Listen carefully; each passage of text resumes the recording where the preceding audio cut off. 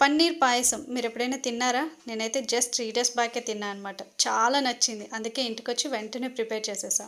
ఇది మా సిస్టర్ వాళ్ళ బాబు ఫస్ట్ బర్త్‌డేకి లంచ్‌లో ఈ స్వీట్ యాడ్ చేశారు. అండ్ ఫస్ట్ కప్ చాలా ఇష్టంగా తినేసా. సెకండ్ కప్ తింటూ అబ్జర్వ్ చేశా అనమాట. ఇందులో ఏ ఇంగ్రీడియెంట్స్ యూజ్ చేసుంటారా అని చెప్పి. అండ్ మీకెప్పుడైనా అనిపిస్తదా? ఏదైనా అకేషన్‌కి వెళ్ళేటప్పుడు స్వీట్ కానీ, ఏదైనా డిష్ కానీ తినేటప్పుడు ఇంటికి వెళ్ళి ఇది ప్రిపేర్ చేద్దాము చాలా నచ్చింది అనని. అండ్ నేనైతే దీనికోసం 1 లీటర్ మిల్క్ తీసుకున్నాను. అది బాయిల్ అవుతున్నంత సేపు కూడా మనం గరిటెతో తిప్పుతూనే ఉండాలి. లేదంటే అడుగంటుతుంది. అండ్ నెక్స్ట్ మన స్వీట్‌కి తగ్గట్టు మిల్క్ మేడ్ వేయాలి. మిల్క్ మేడ్ కూడా వేస్తూ తిప్పుతూనే ఉండాలి.